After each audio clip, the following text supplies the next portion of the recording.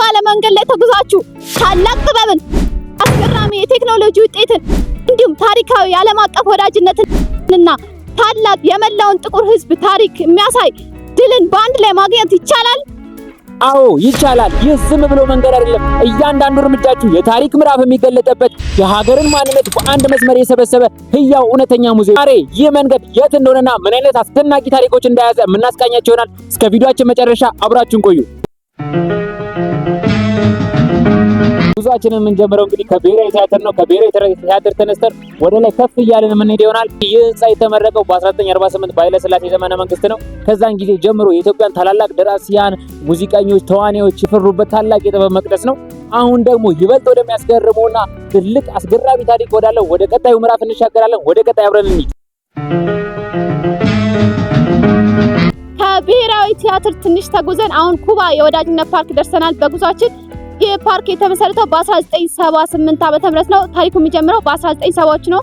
ይህም ሶማሊያ ኢትዮጵያን በወረረችበት ጊዜ ኩባ ወታደራዊ እርዳታ በመስጠትና ወታደሮቿን በመላክ ከኢትዮጵያ ጎን ቆማለች ማለት ነው። ለዚያን ጊዜ ለሁለቱ ሀገር ወዳጅነትና ለኢትዮጵያ ሉዓላዊነት ሲሉ ራሳቸውን ለሰው የኩባ ወታደሮች መታሰቢያ ይሆን ዘንድ ይህ ፓርክ ተመስርቷል ማለት ነው። ከኩባ ወዳጅነት ፓርክ ትንሽዬ የእግር መንገድ አድርገን እዚህ ቴዎድሮስ አደባባይ ጋር ደርሰናል። ይህ ከጀርባ የምታዩት መድፍ ስሙ ሴባስቶፖል ይባላል። እመኑኝ፣ ይህ የምታዩት ዝም ብሎ የብረት ክምር አይደለም። የኢትዮጵያን አንድነትና የቴክኖሎጂ ፍላጎት የሚያሳይ ትልቅ ምልክት ነው። ታሪኩ እንዲህ ነው።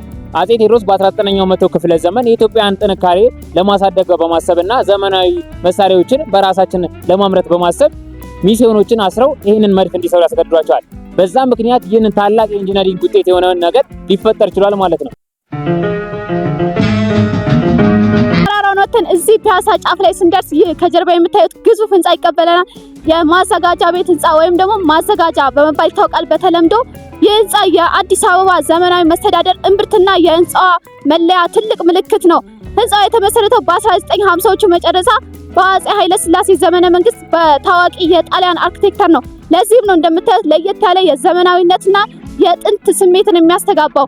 ከብሔራዊ ቲያትር ጀምረን በኩባ ወዳጅነት ፓርክ አልፈን በሴባስቶፖል አልፈን በብፁዕ አቡነ ጴጥሮስ ሐውልት ተሻግረን እዚህ የምታዩት የሚኒሊክ አደባባይ ጋር ደርሰናል። ይህ የጥቁር ህዝቦች የድል ብስራት የሆነው ታላቁ መሪ ዳግማዊ አጼ ሚኒሊክ ሐውልት ፊት ቆመን ይህንን ቪዲዮ መጨረሻ ብስራት እናወርሳችሁ እንወዳለን። ቪዲዮአችንን ጨርሰናል።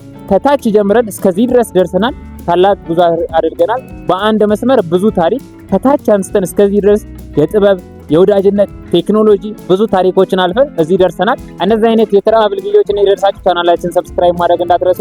እስከ መጨረሻው ከኛ ጋር ስለቆያችሁ እናመሰግናለን። መልካም ቆይታ።